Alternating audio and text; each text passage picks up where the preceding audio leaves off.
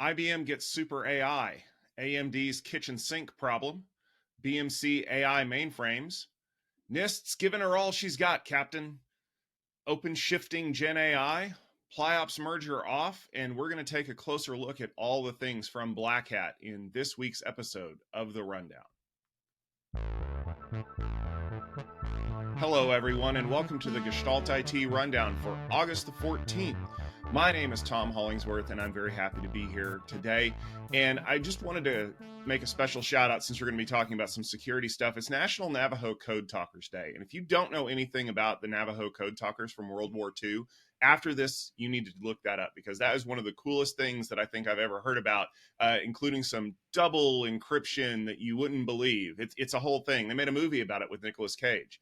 Speaking of which, our very own Nicolas Cage is here this week once again. Mr. Stephen Foskett. Stephen, welcome back from Kansas City. Darmok and Jalad at Tanagra.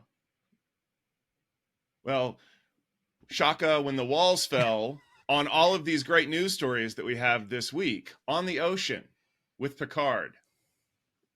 All right, we're going to go ahead and jump into these stories because, let's be fair, we could probably make Star Trek references all day long. But one of the greatest things from Star Trek was the fact that their supercomputers were so super. And that's thanks to companies like IBM because they decided they needed a bigger, faster, stronger supercomputer for AI. So they turned to the NVIDIA SuperPod architecture.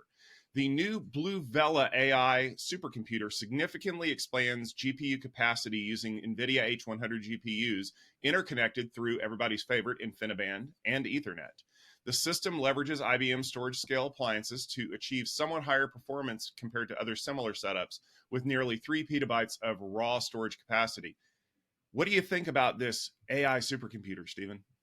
Well, I think that it's interesting, first off, that IBM is, well, I guess the term is dog fooding, but I kind of hate that term.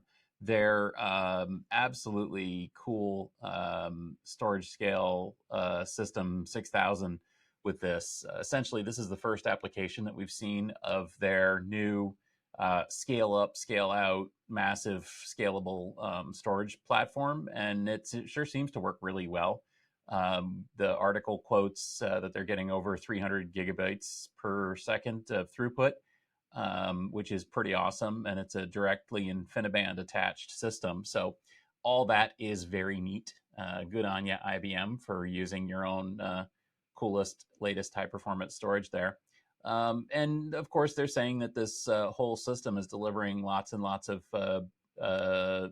power for AI applications, which, yeah. You're going from A100 to H100. You're adding more of everything. That's cool.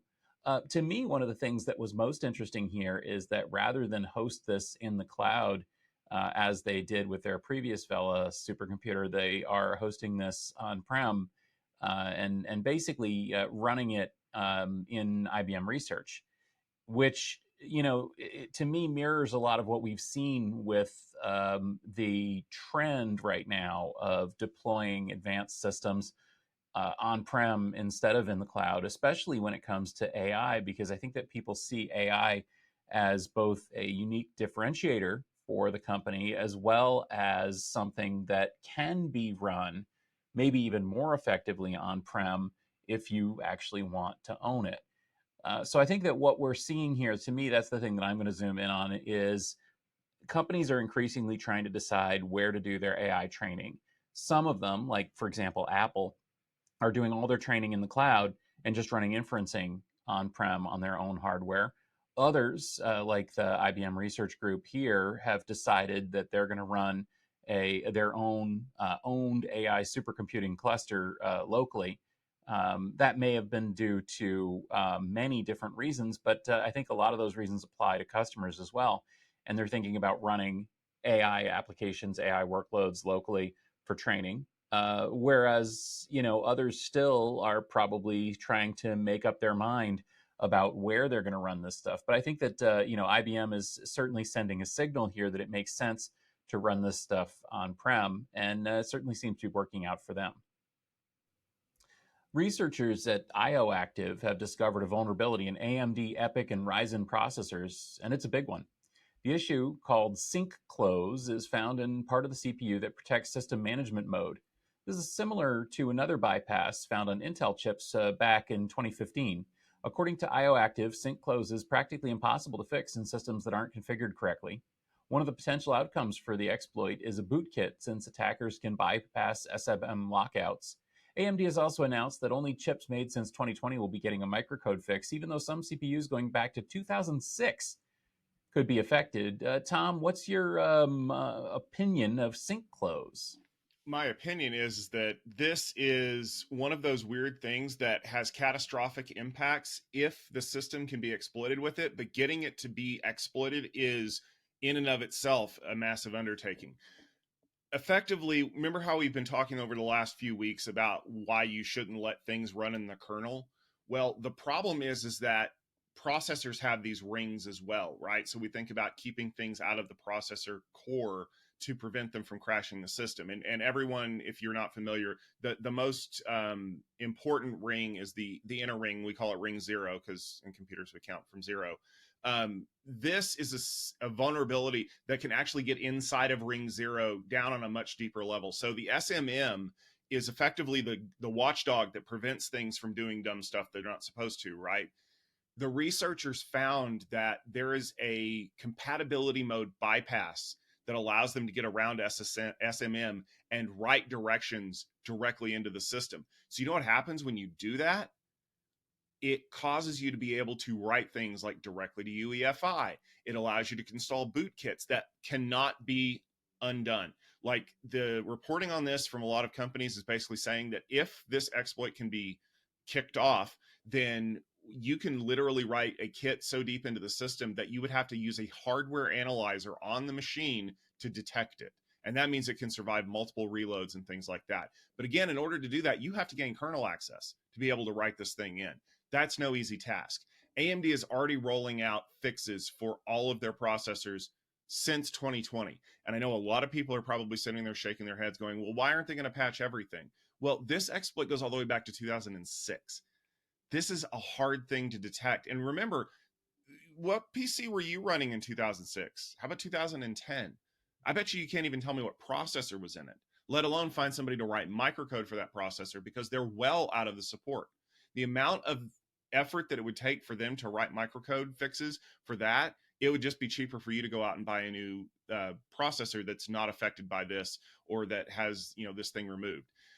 I'm proud of the researchers for finding this. I'm proud of them for continuing to kind of go down this memory sinkhole kind of attack train. But I also think that we need to do a very good job in the industry of reminding people that, yes, while this is a huge vulnerability, the amount of effort that it would take to exploit this particular vulnerability is in and of itself Herculean. This is not something that somebody's going to burn on your gaming laptop. This is very much one of those state actor confidential information persistence attacks that, quite honestly, show up in the news and not on your brand new PC. BMC is using machine learning to help modernize, operate, and explain mainframe systems. Their DevX Code Insights product can analyze and explain legacy COBOL applications and broader AMI platforms, and can help explain things like dependencies and failures. BMC presented on AMI last week at the Tech Field Day event that was at Share. And Stephen, you had a front row seat for everything. So I was wondering if you could tell us a little bit more about this. Yeah, it was a really interesting presentation. I mean, many of us in IT are very familiar with BMC. I have been working with the company's products literally my whole career. And so it was interesting to see where they're at in 2024. Of course, it's also interesting to see where the mainframe is at in 2024. And that's why I really enjoy the Share conference. It's the longest running tech conference, almost 70 years now that they've been running this conference, which is just incredible. But essentially, it is the home of mainframe. Now, I came into this too late to be working on mainframe as my primary system. But that doesn't mean that mainframe is irrelevant. In fact, one of the things that really strikes you when you go to Share and when you hear from companies like BMC and Broadcom is just how important mainframe is and remains in enterprise IT. But the problem is a very distinct lack of operators, programmers, managers, essentially skills to tackle mainframe problems. So essentially, all these critical resources, especially in things like banking and manufacturing, travel, communications, finance, they are all reliant on mainframe applications, but very, very few people are able to deal with that anymore. That's why it really perked up my interest when I heard what BMC is doing here with the Amy platform. So Amy is, yeah, it's another AI powered assistant, but they're applying this technology to some pretty relevant use cases. So let's start with DevX Code Assist, which I thought was very, very neat. Essentially, you point Amy at your COBOL that's running on your mainframe, and it'll go through and it'll figure out what the heck is going on. What does this program do? What is this entire application, or even just what does this routine do? And they demonstrated to the field day audience basically using DevX Code Assist to explain a complicated function and then generate some comments that they could inject into the code so that they can leave behind a relic of what were we trying to do here with this code. It makes it easier to figure out. They can also, of course, help in a kind of Copilot fashion to create COBOL code, to modify the code, and so on. But of course, you'd want somebody who really knew what they were doing in order to touch that stuff, because this literally the entire world runs on mainframe COBOL even today. They also use the Amy platform to do some other things, which I think are increasingly relevant now that mainframe has sort of settled in as this ultra critical but poorly understood system in modern, the modern world. One of the things that you can do, for example, with the Amy platform is have it analyze the entire system, find faults or potential faults, and explain those to you in real terms and in real words, like why is this system failing? Where would the failure happen? And things like that. It was pretty cool. And also, I have to say, pretty relevant to be able to do this kind of analysis and to return human understandable results that can hopefully set companies on the right path to fixing some of these problems or modernizing or expanding or replacing their code. Now, I would love to speak more about some of the other things that were presented, but just check out some of the presentations from this Share conference. It was really cool stuff. After 8 years, the National Institute of Standards and Technology has finalized their picks for a post-quantum cryptography suite. As we've discussed on the rundown before, NIST has been working on an encryption system that's more difficult for quantum computers to defeat, theoretically. While the candidate names were awesomely named Kyber, Dilithium, and Sphinx, the NIST process is giving them boring numbers like FIPS 203 and 204. These standards use a concept known as lattice cryptography, which was rumored to be vulnerable to quantum attacks, but survived and is incorporated into the standard. Tom, I know that you're not a quantum expert, but I know that you've done a lot of looking into this. What's your opinion on these FIPS encryption standards? It's about time that we've had these, because everyone knows that the government works at the speed of government, right? So as mentioned, like, it's been 8 years since they announced a competition for new algorithms that are designed to be quantum resistant. And we got the first notification that the finalists were approved back in 2022. So 2 years to get these things over the finish line. Now, you'll note that we mentioned there's Kyber, Dilithium, and Sphinx. The fourth one, Falcon, probably won't be finalized until later in the year. There's a little bit more that has to go on there. But as everyone knows, because you all watched Sneakers with Robert Redford back in the 90s, right? The short version of this is that the way that cryptography works now is that you multiply two prime numbers together, you get the big number, and then they use that as the basis for everything, because it's very difficult to find the two prime numbers that make that number, unless you have a very accurate quantum computer, in which case it can factor all prime numbers instantly and be able to figure out what's going on. The way that lattice cryptography works, and I'm going to be very short on this because I kid you not, there is a 121-page beginner's introduction to lattice cryptography, is that it picks a random point on a grid and it calculates a whole bunch of vectors off of that grid, and then it knows where it started to figure out where it was actually going. And that may sound like interesting math on a two-dimensional page, but imagine it in 400 different dimensions with all the different ways that it can do that. And that's why it's quantum resistant, is because even though a quantum computer can do certain mathematical calculations instantaneously, doing those kinds of calculations where it requires second or third or fourth order building is still reasonably secure, because it could still take decades or centuries for it to be able to figure that out. I'm sure eventually we'll solve that problem. By making these FIPS standards, what the NIST people are basically saying now is, if you want to have ultra secure data, you need to start using quantum resistant encryption algorithms. And that was one of the things that we actually got a quote from DigiCert on. And I'll be the first person to tell you, I had no idea that quantum resistant encryption was even a thing until I went to Black Hat back in 2019. And I actually sat down with some of the folks from DigiCert who are very good when it comes to all of this encryption stuff. And basically what they're saying is, right now, quantum computers are small, they're custom and bespoke, but eventually they're going to hit that point where they are powerful enough to be able to do this. As soon as they get to that point, all bets are off, because now anything that you've ever sent that was stored in an encrypted format can now be attacked with quantum computers, and that information can be figured out. So think about all of the things that you have encrypted with digital key cryptography or public key cryptography is now vulnerable to attack the minute that happens. It's almost like in Terminator 2, when Skynet becomes self-aware. What's going to happen? I think that this is a good step forward. I am very glad that the research that was showing that maybe lattice cryptography was vulnerable to quantum attacks was actually found to have a massive flaw that caused it to look more vulnerable than it really was, because this means that we get a few years of breathing room before we have to do all this all over again, which might be time for the people at NIST to learn how to name things. Make it exciting, folks. Think marketing. You could have done a whole deal around like sending out really cool crystals and things like that, and instead you gave them numbers. So yeah, get some marketing folks over there, folks. RedHat has introduced generative AI capabilities for its OpenShift platform, enabling IT teams to manage Kubernetes clusters more efficiently.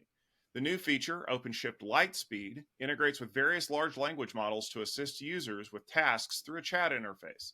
This AI-driven approach is expected to reduce the cognitive load on DevOps teams by simplifying operations, making Kubernetes management accessible to a broader range of IT professionals.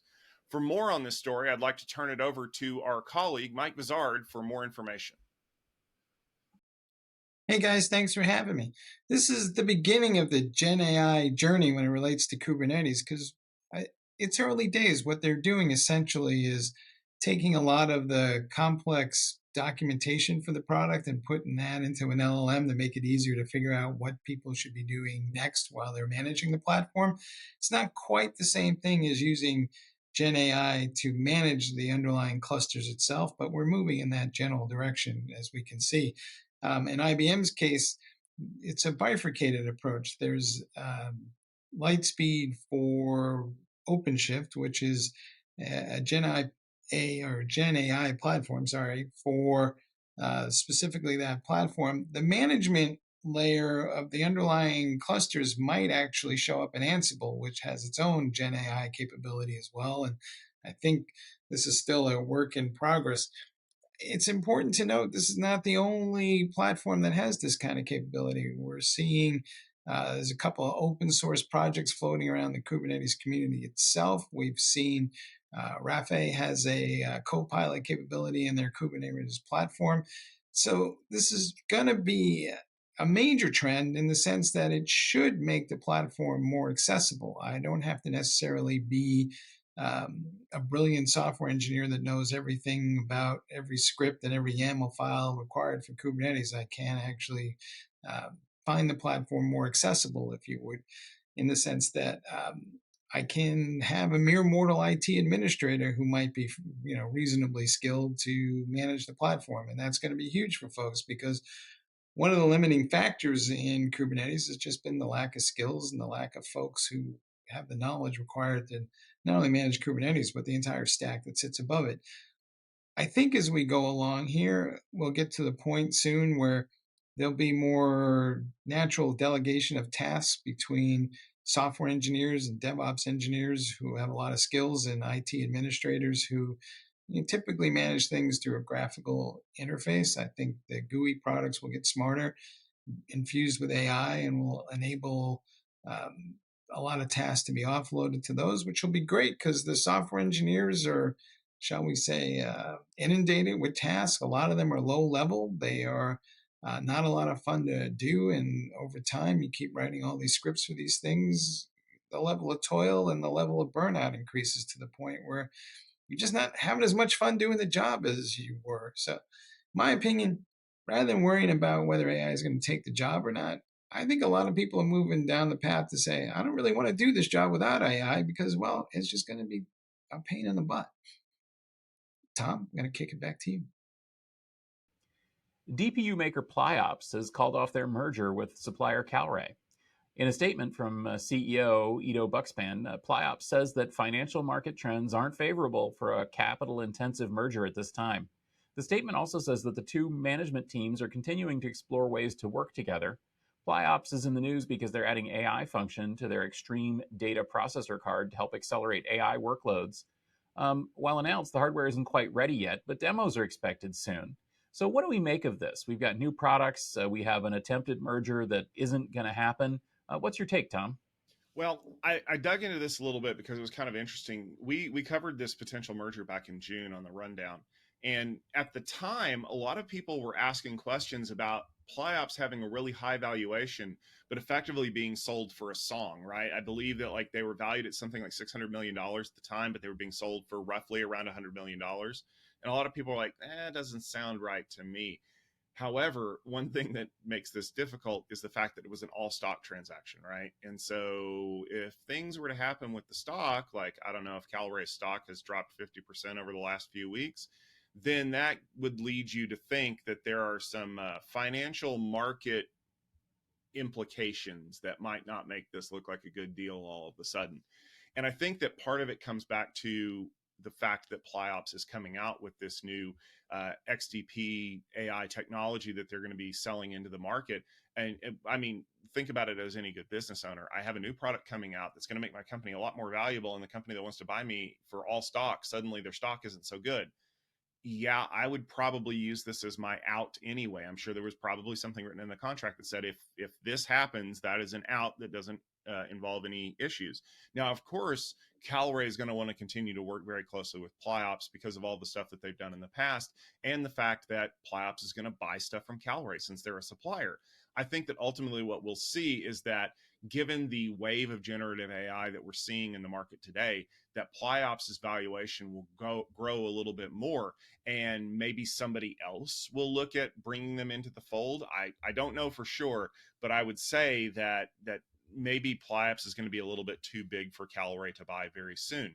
That's the hope, at least, right? And I can't wait to see what the demos of these new cards are going to look like, because we've talked a lot about DPUs in the past, and of course we talk about AI a lot here on the rundown.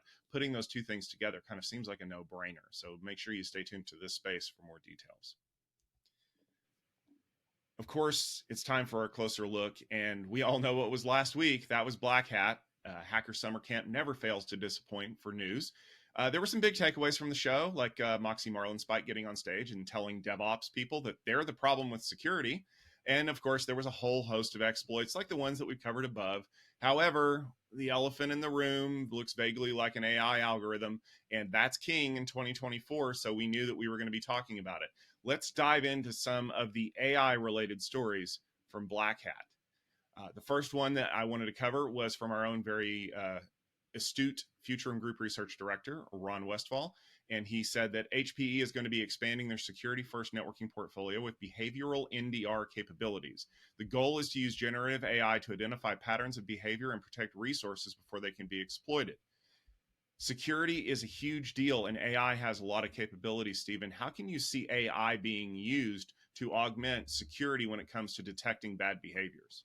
Well, I think that one of the best uses of large language models is to detect patterns in data sets. And I think that that's one of those things that we'll certainly be seeing more and more of. I've been, as I talked about on the Utilizing Tech podcast for season after season, even before we had chatbots, we had the same technology being used to help find needles in haystacks. And if you're trying to detect unusual behavior in your security system logs or something, well, it makes sense to use the same technology for that. Uh, but on the other hand, as well, I could see this technology being used to help configure networks. One of the challenges, as you know, is that although we've tried to make network management more and more centralized over time, there is still some decentralized aspects of it, and sometimes different elements out there. You can always have a switch over here, a router over there, firewall over on the other side. That's just not quite right. Theoretically, we could use LLMs to analyze the configuration of all of our network systems and make sure that everything is up to par. I imagine that that's the sort of thing that might be done here as well. Certainly, you're very familiar with this technology too, since it comes from the HPE Aruba networking side of the house, Tom. What's your take? I think that this is a massive win for HPE because they have something that a lot of other companies don't, and that's Aruba Central. It is one central location, it's in the name, where all the data winds up. And if you listen to the episode of the Tech Field Day podcast that we published this week, where we talk about using AI tools to make operations easier, one of the things we talked about was just the massive amount of data that you have to sift through now. I mean, just pop up any syslog anywhere and try to figure out what all of those messages mean without something going through going, yeah, you can discard these, or hey, this is really weird because I'm seeing these patterns repeated over and over again. I think there could be a problem. So like you mentioned, using AI to sift this data and analyze for patterns that are abnormal is absolutely a great way to show value up front, right? The second way, though, is using AI tools to help craft security policies, because that's one of the things that a lot of people don't talk about. We can catch the stuff that's been going on for years, right? Like I laugh at the fact that, a lot of people are like, well, I don't run antivirus on my computer because there are no viruses anymore. Oh yeah, there are. You just don't see them because they're being caught and removed before they can actually infect your system. But what do you do about the things that are out there that nobody knows about, or that the new exploits in a particular protocol? Like, say, for example, if there was some big protocol vulnerability that was released during Black Hat, like the next day, everyone's going to be trying to hammer as many systems as possible. So let's say they get into a system that's using this new AI enhanced NDR capability. The system will pop up and go, man, we're seeing a lot more traffic on this other port that we normally wouldn't. Would you like to craft a policy that protects certain devices that shouldn't be communicating on those ports from receiving that traffic? That's the kind of thing that really enhances the ability of AI operations teams to respond quickly to security exploits. And I think that that's something that is a massive win overall for the community, because so many cycles are wasted on research and figuring out the best way to craft this policy. And hey, will you go look this up in the best practices to make sure we're not making a mistake? That's something an algorithm can take care of. So I'm very curious to see how this works. I know it builds on a lot of the technology that we saw when we did Tech Field Day at HPE Discover this year. So I'm going to be following up with my friends over at HPE, and I'm sure we're going to get a little bit more detail on that. Another story that caught my attention, Tom, was the discussion of copilots. So we had a couple of presentations actually from a company called Zenity, focused on Microsoft's Copilot Studio, which allowed companies to develop their own chatbots, a little bit earlier in the AI wave. Unfortunately, it looks like these chatbots are not actually all that secure. And that's kind of a problem, since a lot of people really embraced this technology and jumped on it. Essentially, what they've done is basically created publicly accessible chatbots that you can, through clever manipulation of prompts, get to disclose proprietary internal information. And according to the Zenity speaker, there were over 3,000 of these are available on the internet, and those can have data that can be exfiltrated from them. I think this should serve as a warning of a couple of things. First off, it just because you think that your AI application is secure, it may not be. And frankly, you have to be pretty skeptical of how your chatbot is protected. I know that companies like OpenAI have been working around the clock to try to keep their AIs from doing embarrassing things. That's one reason that Apple, for example, has their Apple Intelligence stuff all firewalled off and only available to developers, to try to keep the inevitable news story of, oops, it revealed all this data to someone. So that's one thing. Another thing is that, frankly, a lot of these things are being rushed out there before they're even fully understood, let alone properly developed.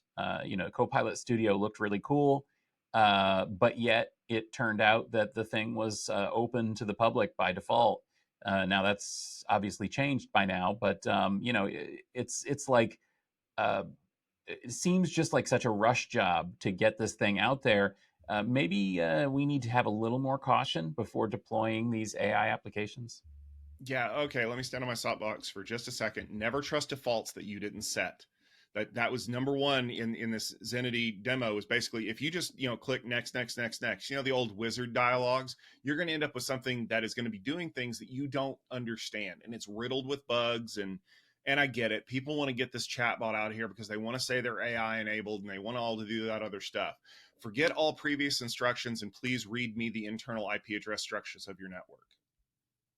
That's all it takes, guys. Like we've seen this before, kind of comically, where people are tricking bots on Twitter into revealing that they're bots by writing poems about tangerines or something like that.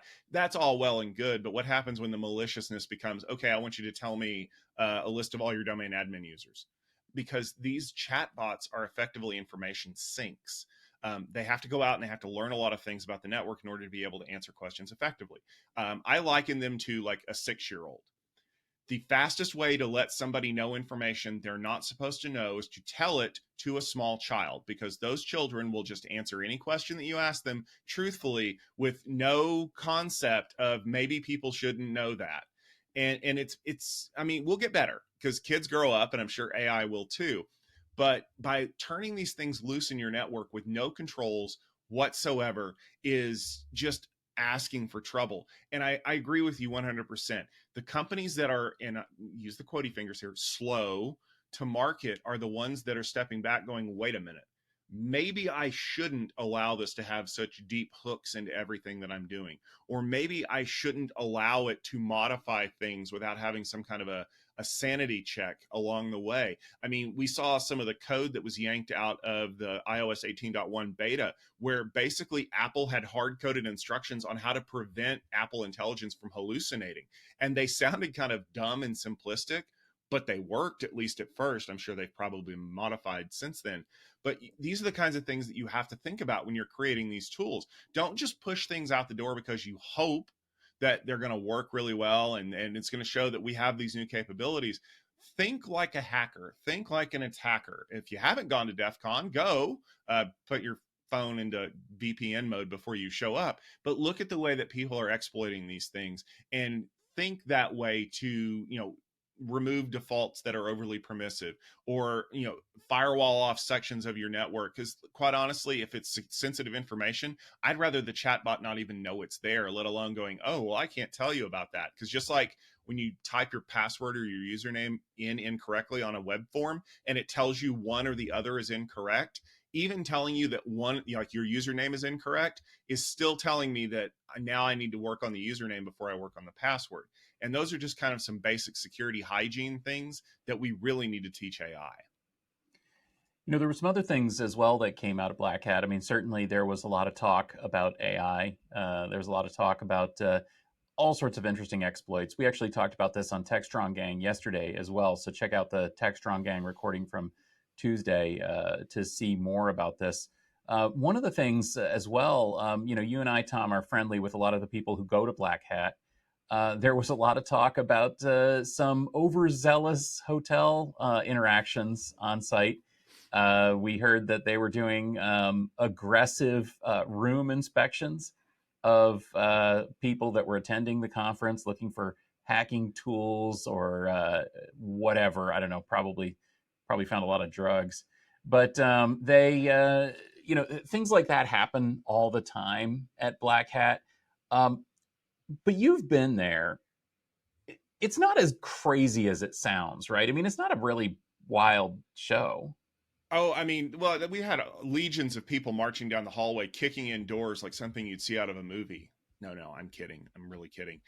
here's the deal. We know that Black Hat and DEF CON, well, Black Hat's still down at Mandalay Bay because they're the suit and tie security conference. DEF CON is the weird hoodie people. They had to move this year because Caesars was like, we're done. Like we have had so many problems over the last couple of years. We're not taking any more chances. Just go somewhere else. And the letters that they got were a little bit more pointed this year. We're going into your rooms. We're going to look for things that aren't supposed to be there. And we all know that this is an outgrowth of other issues that have happened in Las Vegas over the years. Like, just so you know, even if you tell the people that you're not allowed to, you don't want housekeeping, they still are required to go into your room every few days just to look around and make sure that nothing looks out of place. I mean, that could have prevented some other very unsavory and, quite frankly, tragic things from happening in the past. But yes, it is a lot of sound and not a lot of fury. Okay, hackers are the world's worst for don't touch my stuff, right? But if you're setting up these giant like hacking collective systems in your room and you've got like, a rack of Raspberry Pis over there drawing power from the hotel room, do you really think that someone from housekeeping is going to know which cables to unplug or how to, exploit something by dropping a deleter on your system? Or is it just that looks scary and I need to report them? I'm not overly worried about that. In fact, most people I know are probably carrying their kit with them when they went down to the biohacking village or whatever. But I think it's more of it's a thing that requires you to kind of look at the way that this looks to people who are not hackers. Like, could you imagine if it was kind of some kind of, I don't know, like Blade show, and you walk into the guy's hotel room and there's like 4,000 swords in there? What would you think? Oh, wow, this guy has a lot of swords. He must be into sword making. Or would you think that's an awful amount of swords for someone to have?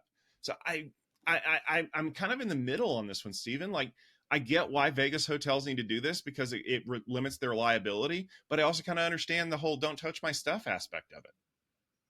Yeah, and honestly, though, I think too, the media has promulgated this idea that hackers are like the worst. And honestly, to people who don't know a lot of these people, they can look and sound and seem like the worst, but they're not the worst. They're just people. And my experience with a lot of these folks is that there's a lot of playfulness, a lot of experimentation, a lot of joy around what they're doing. And frankly, yeah, sometimes they break into your signs, or they make your screens show the wrong thing, or they figure out a way to get free Wi-Fi in the hotel. But I think a lot of it is overblown. And I hope that we're able to continue this, because I think it's actually incredibly beneficial for the world to have people come together and share information in open space. Frankly, it's beneficial for the world to have people pound their chest and show how cool they are and how clever they are with their latest exploits, because then those exploits can get closed. And so I would say, not that anyone in the Las Vegas security community is listening to me, but I would say probably tone it down a little bit, because these aren't terrible people, even the ones at DEF CON. Well, for those of us that are not in the Las Vegas security community that do listen to the rundown and are also fans of Tech Field Day, we wanted to tell you about a few things that we have coming up. Stephen, you're the first up on the block in September. What have you got going on? Well, we're very happy to be announcing our AI Field Day, September 11th and 12th. We've got more and more companies signing up all the time. Just check out techfieldday.com to learn more about that. That's going to be a 3-day event. Then the week after that, we've got Edge Field Day. There again, we've got some new announcements ready to be made. Finally got some contracts that we've been fighting with signed there. So you'll see some more announcements for Edge Field Day coming soon, along with a list of delegates for those events. Then after that, we've got AI Data Infrastructure Field Day that's coming up in October, which is essentially the other half of AI. It's all the stuff below the, under the large language models, storage, networking, data management, connectivity, that sort of thing. And you just announced a new one, right? Yes, I did. We're going to be doing a special Networking Field Day exclusive event with our friends at Nokia on September the 24th. I've got a sneak peek at what's going on. It's some really exciting networking technology. You're going to want to tune in for this. So make sure you set your calendars. We've got hours of great presentations from Nokia, including our friend Mike Bouchon, along with some of the great people on his team. We'll be announcing the schedule as well as the delegates who will be attending very soon. Like you said, techfieldday.com for more details on that. Along with all the other great events that we have coming up in October and November of this year. It's going to be a very packed schedule. And you should make sure that you have a very packed schedule every Wednesday when the rundown comes out, because we will have all the news that you need to know about. And we have lots more to catch up on. If you follow us on YouTube and you're watching the video here, make sure you head over to gestaltit.com for the show notes and articles that we've linked to. If you're listening to us in your favorite podcast application of choice, thank you for bringing us along on your daily chores. And leave us a rating and a review, because that is an easy way for people to kind of get into what we do here. And maybe, we'll get some people from other communities to subscribe to us. Don't forget, you can also find us on TechStrong TV and lots of other Futurum Group programs. Stephen and I spend a lot of our time talking about really cool stuff over there. We're going to be back next Wednesday with more IT news. Until then, for Tom Hollingsworth, for Stephen Foskett, and all the great people that make Tech Field Day and Gestalt IT happen, make sure you tune in for more Rundown. We'll see you soon.